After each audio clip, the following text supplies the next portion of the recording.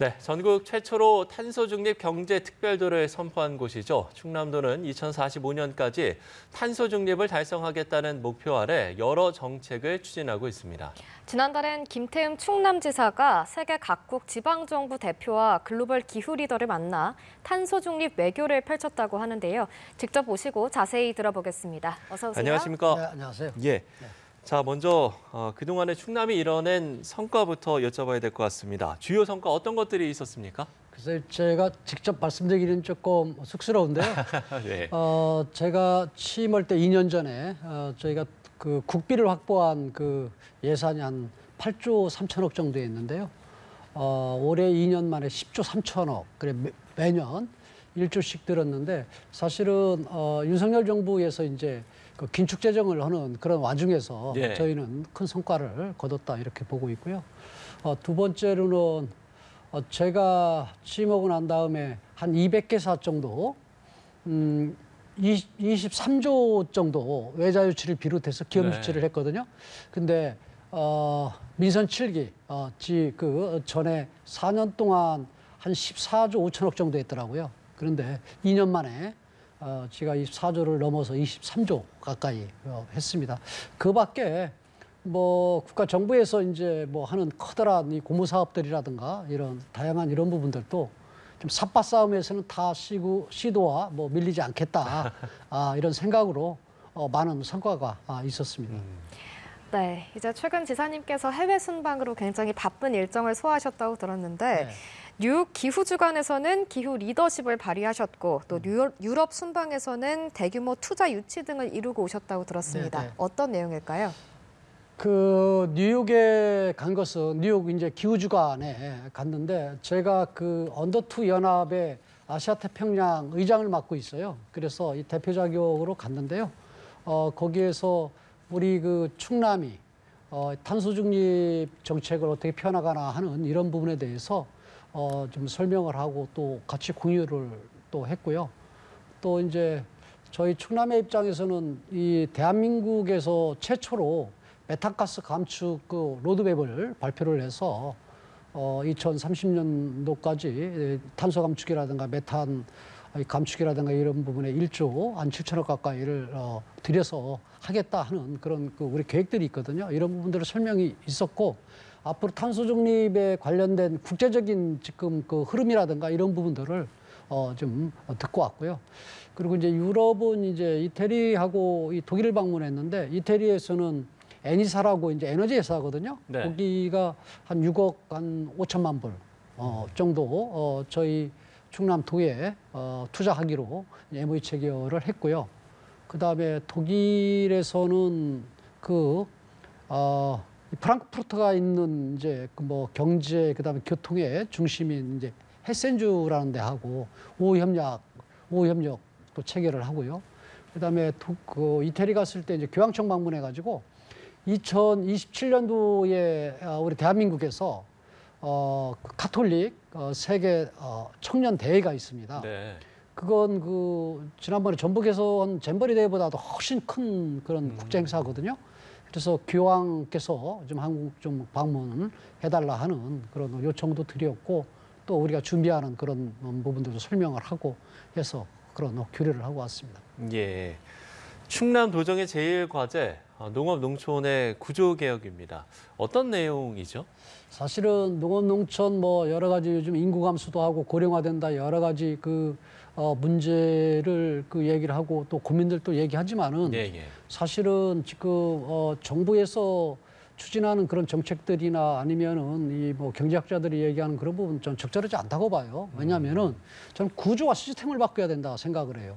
뭐 이런 부분 이런 분야에 얼마씩 지원을 해주고 어떻게 간다 하는 문제가 아니고 구조와 시스템을 바꿔야 된다 하는 생각이거든. 쉽게 얘기해서 고령화되어 있다 하는 그런 부분들을 어떻게 그럼 개선할 것이냐 하는 상황 속에서 젊은 층들이 유입이 돼야 되잖아요. 그렇죠. 젊은 층들이 그런데 소득이 없고 여러 가지 살기가 어려우면 오겠어요? 그렇지 않습니까? 네네. 그래서 저는 젊은 사람들 유입을 위해서 제가 임기 동안에 250만 평의 스마트팜을 조성을 해서 그 젊은 청년들 한 9천 명 정도를 좀 교육을 시키는 진행 중이거든요. 그래서 교육을 시켜서 적어도 3천 명 정도는 뭔가 정착을 할 수 있게 하겠다. 근데 이제 스마트팜이나 이런 부분들도 이제 그 사실은 이 시설 비용이 많이 들어가거든요. 시설 비용이 그렇죠. 많이 들어가는 이런 부분들을 젊은 사람들이 감당을 못 하니까 우리가 이 도시나 이런 데에서 젊은 사람들을 위해서 아파트를 공공 아파트를 줘서 임대 아파트를 줘서 공급을 하잖아요. 그것처럼 스마트팜을 공급을 해서 그 적어도 연봉 5, 6천 정도는 될 수 있는 그런 구조로 해서 청년들을 유입을 시키겠다 하는 그런 그 농업 정책을 저희가 추진하고 있고요. 그리고 또 이제 젊은 사람들이 유입이 되려면 농토는 한정되어 있는데 나이 드신 어른들이 조금씩 다 가지고 있고 90 먹을 때까지 농사를 짓고 있잖아요. 그렇기 때문에 농업도 이제는 뭐 70 몇 세 정도에 아주 정년제를 도입하고 또 연금제를 도입하고 해서 그분들이 경영이양을 하는 이 부분을 젊은 사람들이 농토를 확보를 할 수 있게 하는 그런 시스템. 그래서 다양한 그런 농업 정책을 저는 추진을 하고 있습니다. 그리고 또 농촌에서 젊은 사람들이 살려면 뭐 그 주거 환경이나 이런 부분들이 뭐 줘야 되잖아요. 그렇죠. 그래서 리브 투게더라는 그런 이름으로 500호도 짓고 그다음에 또 나이 드신 어른들이 이제 혼자 되신 분들이 그 함께 사는 이 공동홈 같은 경우도 추진하고 그래서 저희 충남이 하는 그런 이 사업들이 이 대한민국 이 농업 정책에 대한 그다음에 농촌 정책에 대한 어떻게 보면 선도 모델을 좀 만들겠다 하는 게 저의 꿈이고 비전입니다. 네, 이제 또 충남이 탄소 중립 경제 특별도잖아요. 네, 네. 이런 충남만의 특별한 탄소 정책이 있을까요? 저희 충남은 사실은 불명예스럽게도 탄소 배출이 제일 많은 그런 그 전국에 제일 많은 도예요. 그 이유는 석탄 화력 이 발전소가 대한민국의 반이 이제 충남에 소재하고 있고요. 또 현대제철이라든가 아니면 이 탄소 배출이 많은 그런 기업이 있고, 또 석유화학단지라든가 이런 부분들이 있어서 불명예에서 1위거든요. 근데 제가 보니까 탄소 중립은 이제 시대적으로 이제 거스를 수 없는 그런 과제거든요. 예. 근데 우리가 1위라는 이런 부분은 이제 공부를 제일 못하는 학생이 내 전교에서 1등 하겠다 하는 그런 의지를 피워놓은 거거든요. 제가 탄소중립 경제 특별도를 선포하자는 건 그 이유는 뭐냐면은 능동적으로 적극적으로 우리가 주도해서 가자. 그래서 이를 통해서 탈석탄 에너지 전환을 좀 뭔가 앞당기고 두 번째로는 이제 탄소 중립으로 가게 되면은 산업들이 재편이 돼야 되잖아요. 산업 재편을 좀 서두르고 좀 앞서가자. 그리고 또 세 번째로는 우리가 이 전력을 생산해서 전기를 수도권으로 뭐 한 반 이상 보내거든요. 그러면서 고생을 많이 했기 때문에 앞으로 이 R&D라든가 이런 기관들이 새로 세워지면 우리 충남으로 유치를 하겠다 해서 지금 추진을 좀 하고 있습니다. 그래서 저희는 그 목표도 원래 이제 파리 이제 기후협약 이후에 저희 대한민국은 2050년까지 탄소 감축 제로를 하겠다 이제 목표를 설정을 했잖아요. 저희는 5년 당겨서 2045년도에 가겠다. 그래서 그에 따르는 이제 또 재정들이 또 이제 수반이 되잖아요. 그런 부분들도 2045년도까지 맞출 수 있도록 재정 그 투입 계획이라든가 이런 부분들도 이루었고요. 그리고 또 사실은 이 탄소 중립으로 가게 되면 이제 탈에너지 전환하는 부분에서 이제 수소라든가 뭐 양수 발전이라든가 그다음에 뭐 이제 뭐 기존 뭐 태양광 하던 이런 부분들 같은 거 어떻게 보완할 것인가 하고 그다음에 또 풍력이라든가 이런 재생 에너지 그런 발전 계획도 수립을 했고요. 그리고 이제 인식 전환이 중요하잖아요. 그렇죠. 그래서 저희 충남 도청에서는 여기도 지금 이거 쓰네요. 보니까 개인용 일회용 컵 사용 않기 하고 그다음에 그 탈플라스틱화를 하는데 저희가 작년 여름에 했는데 지금 한 60% 넘게 줄었어요. 아, 그렇습니까? 네. 그래서 이걸 이제 민간까지 이제 지금 확대를 지금 하고 있습니다. 예, 그렇군요. 오늘 이제 지금 이 인터뷰 전에 저희 연합뉴스 TV 경제 포럼에서 충남형 풀케어 돌봄 정책 이 부분에 대해서 강연을 하셨다고 그랬는데 네. 이게 어떤 내용인지 좀 더 소개를 해주신다면요. 사실은 저출생 문제가 심각하잖아요. 그렇죠. 우리가 지금 한 18년 동안 한 360억인가 380억을 썼다고 그러는데 사실 별로 효과가 없잖아요.